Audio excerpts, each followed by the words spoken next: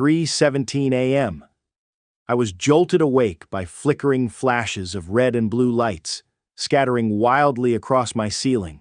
Outside, sirens wailing, tires screeching against the pavement, and urgent voices crackling through SWAT radios.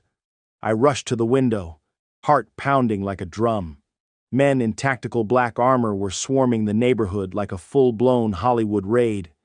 But this was more terrifying than any movie. The matte black Jeep, the vehicle I had been specifically assigned by federal agents to keep in place, outfitted with hidden cameras and surveillance gear, was gone. In its place, an orange traffic cone and a piece of paper hastily scribbled, "Code violation, HOA confiscated." That Jeep wasn't just mine. It was the all-seeing eye of an entire months-long federal operation targeting a dangerous drug ring. And now, because of a self-proclaimed queen of neighborhood aesthetics, aka the president of our HOA, everything is falling apart. You won't believe what happens next. If you're watching this video, do not take your eyes off the screen. Don't forget to like, subscribe, and get ready to hear the unbelievable story of the woman who cut the lock off a government vehicle and nearly sabotaged an entire federal sting, just because she didn't like how the car looked parked on our street.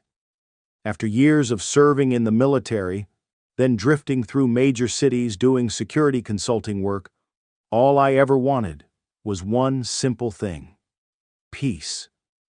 That's why when I moved to Willow Creek Estates, a small, clean, quiet suburban neighborhood, I thought I'd finally found my last stop. Tree-lined streets, kids laughing and playing every afternoon, the smell of freshly cut grass blending with the sizzle of backyard BBQs. For the first time in years, I felt like I could finally breathe, until I met Karen Farthington. She was the president of the Homeowners Association, HOA, of Willow Creek. And if power had a scent, Karen reeked of it like cheap perfume. From her perfectly brushed hair to that blinding red blazer, Karen didn't just enforce the rules, she believed she was the rules. It all started on my very first day, when I parked my Jeep right in front of the house. A matte black vehicle, reinforced with steel panels and equipped with off-road tires. Not exactly the kind you'd expect to see among the lineup of shiny silver SUVs around here. Karen walked up, squinting at it like she'd just spotted a wild animal straying into her garden. "That vehicle," she emphasized each word, "does not match the aesthetic of the community." I smiled, trying to explain politely that it was a specialized vehicle related to work, assisting local law enforcement. But Karen simply crossed her arms, lips pursed so tightly they almost vanished from her face. "That's cute, soldier, but next time try a Honda. You'll look more like a normal person." From that day forward, I became a thorn in her side. Every week I'd receive a new warning notice: vehicle aesthetic violation, visual pollution, even psychological threat via parked presence. What Karen didn't know, and never cared enough to ask, was that the Jeep was, in fact, a covert surveillance unit. I'm not joking. It was the all-seeing eye in the middle of the neighborhood, and the only reason it had been chosen was because no one would ever want to go near it. Karen hated it, and because of that, she unknowingly aimed her petty HOA wrath straight at the heart of a federal operation, without even realizing it. Karen didn't warn me. She didn't send any official notice to me or anyone on the board. She just acted, sneaky and ruthless, as if she were carrying out an aesthetic purge right in the heart of the neighborhood. That day, I'd been gone for just over an hour, picking up a few items for the kitchen. When I came back, the first thing I noticed was the eerie emptiness in front of my driveway. My Jeep was gone. No explanation, no warning. Just a traffic cone and a small piece of paper scribbled in marker. Code violation. HOA confiscated. I thought it had been stolen. Then my neighbor Ricky, called me over and handed me his phone. "You might want to see this," he said, his face a mix of anger and disbelief. On the screen was a video from his home security camera. And there, I saw Karen Farthington, HOA president, walking up to my Jeep with a pair of bolt cutters. Without saying a word, she knelt down, sliced through the specialized security lock I had on the front wheel. Then, an old tow truck, no company logo, no legal signage, crept into view. She motioned like she was giving orders to soldiers, and in just a few minutes, my Jeep was being hauled away like a pile of trash swept off the street. The problem was, that wasn't just any car. It was a federal surveillance unit, part of an operation to track a drug cartel operating right within the neighborhood. Karen's self-righteous intervention didn't just destroy a surveillance tool, it blew the whole operation wide open. Less than 30 minutes later, a SWAT team arrived at my house, their faces frozen in shock. "You're telling me the HOA towed a federal surveillance vehicle?" "Yes, and they cut the lock." My answer left the air thick with a deathly silence. One officer gritted his teeth. "She just accidentally destroyed months of investigation." I don't know what Karen thought she was saving the neighborhood from, but it was clear she had just become the biggest saboteur this community had ever seen. I couldn't believe my eyes when I saw my Jeep at the private vehicle graveyard Karen Farthington had set up. As soon as I got word from the police, I rushed over. My vehicle, the only tool I had to uncover the dark secrets of this neighborhood, had been hidden away in such a place. But that wasn't what worried me. When the officers inspected the vehicle, they found something strange. The data storage hard drive compartment had been tampered with. Even more suspicious, a surveillance video had been completely deleted. The tension hit me like a wave. Everything was getting more complicated than ever. Karen Farthington, that woman. She wasn't just a difficult HOA president. It seemed like she was hiding something much bigger. A technician was brought in to recover the deleted data. The whole team hoped to find some crucial trace, but what we didn't expect was that when the video was restored, we uncovered a surprising clue. The night before Karen had the Jeep towed, she had met with a strange man right near my vehicle. They talked for quite some time, and what I saw in that video sent chills down my spine. She seemed very cautious, as if hiding some kind of secret. This man didn't look like an ordinary person. His movements, his cold stare, it all seemed off. After closely examining the video, I couldn't help but connect it to the information I had gathered about a drug ring operating in the area. This was the very case I was investigating. Could this man be connected to it? And if Karen was dealing with him, does that mean she's involved in this criminal network? I couldn't just sit still anymore. It was time to confront Karen and find out what she was hiding. But this time, I wouldn't just rely on vague assumptions. I would have to face the truth, no matter how dangerous it might be. The heat in this HOA meeting was unlike any meeting before. The tension in the air was so thick I could hear each beat of my own heart pounding. Karen, with her garish makeup and confident demeanor, sat in the chair of the chairperson, beginning with her usual defensive tone. "I'm just protecting the neighborhood from that ugly car. It doesn't fit the look of this community." Her voice was filled with smug satisfaction, as though she was trying to calm the rising doubts in the room. But this time, I wasn't the only one who was suspicious. I stood up, my eyes never leaving Karen. The room fell silent as I opened my laptop. "Let me clarify a few things," I said, and immediately projected the video we had recovered onto the screen. The video showed Karen meeting with the strange man near my Jeep. The entire room seemed to hold its breath as they all stared at the screen. It was an undeniable sight.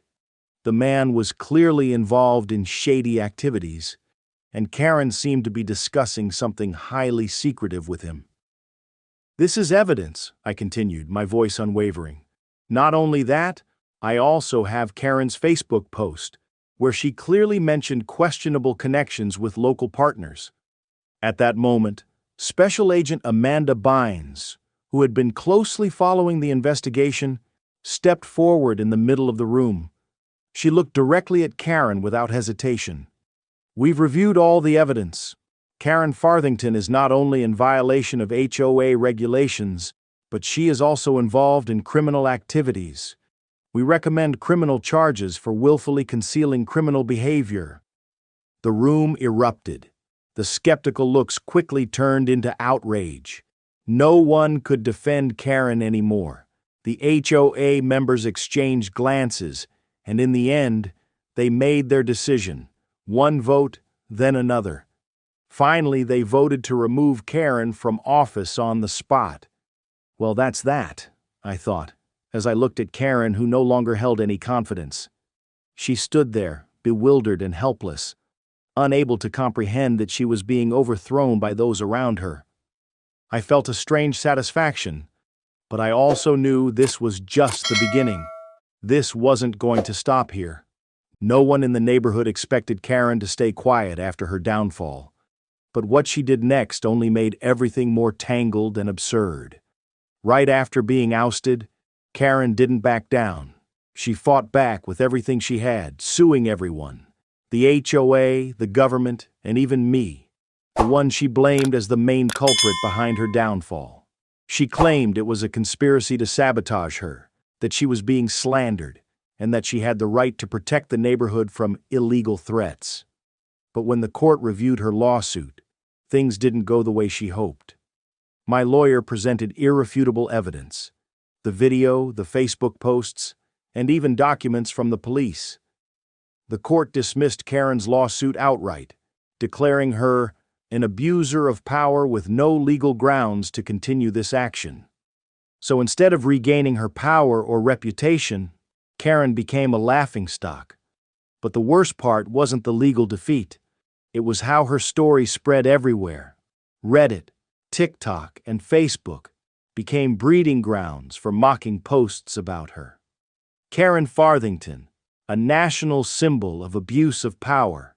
That was the headline shared by thousands. The parody videos of her went viral, and the memes featuring my Jeep, now an icon, were dubbed the relic of justice. Not only that, but the community in the neighborhood didn't miss their chance to get in on the joke. They renamed the neighborhood Eyesore Estates to mock Karen, a name full of sarcasm, but with a clear message. Abuse of power and irrational actions would not be tolerated here. Meanwhile, my Jeep, which had only served as a tool for investigation, had now become a symbol of the fight against tyranny. People began to view it as a relic, a small victory in the larger battle between power and justice. I stood back and watched it all unfold, realizing that this battle wasn't just about the HOA or Karen. It was part of a larger change in the community. But one thing was clear: Karen would never get back what she had lost. She had become the embodiment of power abuse, and now everyone knew the name Karen Farthington, a national symbol of injustice. The truth finally came to light. Internal investigations began to reveal a dark picture of Karen Farthington and how she exploited her power for personal gain. We discovered that it wasn't just about towing my Jeep illegally, but a whole series of illegal activities Karen had been involved in. She embezzled HOA funds, using community money to pay for services like towing, hiring private detectives, and even organizing shady surveillance operations. Everything was hidden under the guise of protecting the neighborhood that she had created. The federal police finally gathered enough evidence to arrest Karen. I clearly remember the moment when she was taken into custody at her home. There was no resistance, no excuses, just a look of desperation, as if she realized that the power game she had once controlled was now over. The police didn't have to struggle much to take her away. Everything had become too clear. Along with Karen's arrest, the entire HOA system was dismantled. Her harsh regulations and tyrannical decisions were no more. This neighborhood, after so many years of living under control, was finally given true freedom. People could now make their own choices about their lives, no longer living in fear of unreasonable inspections or arbitrary decisions from HOA presidents. But that wasn't all. One of the most important things that happened was the garage Karen had used as her illegal car impound lot, where all the cars she had towed without permission were stored, was now transferred to me. At first, I thought it was just a temporary parking lot, but now it became a new space for the community. I decided to turn it into a community repair center, where people could come and fix their cars for free, helping those who couldn't afford expensive repair services. Each car repaired there wasn't just a means of transportation, but a symbol of the neighborhood's revival. I felt the change, not just in the physical space, but in the mindset of everyone around. This neighborhood was no longer a place oppressed by unreasonable rules. It was now a free community where people could live and work together, with support and trust. And my Jeep, once a symbol of resistance, was now a part of this story of change. The day the neighborhood held the Jeep parade, the atmosphere was truly different. People gathered from all around, creating a bustling and lively crowd. The sight of my Jeep, the very vehicle that had been illegally towed, now paraded through the main streets of the neighborhood, made me feel like I was part of a grand victory march. No longer did people see that vehicle as a seized car, but as a symbol of struggle and justice. When the parade ended, a group of residents stepped forward, holding a new sign. They handed me a black plaque with the engraving, "Warriors Parking Spot." It wasn't just a gift, it was an acknowledgement, a symbol of my relentless fight. I looked at that plaque, feeling proud of what I had done and of those around me who stood up alongside me, unwavering in the face of oppression. Karen, after everything that had happened, received a suspended sentence and a massive financial compensation. That was the price she had to pay for her abuse of power and the damage she caused to the community. Additionally, she was banned from participating in any HOA activities for the next 20 years. A fitting punishment, I thought, for her to take responsibility for what she had done. With Karen gone and the HOA system dismantled, the community began to recover. Our neighborhood was no longer controlled by harsh regulations. People could live the way they wanted, making decisions about their lives without fear of being monitored or judged. There were no more tense meetings, no more oppression from those who thought they had the right to rule. This story concluded with unity, a victory of reason and righteousness. We not only defeated a system of abuse of power, but also restored the values of freedom and fairness.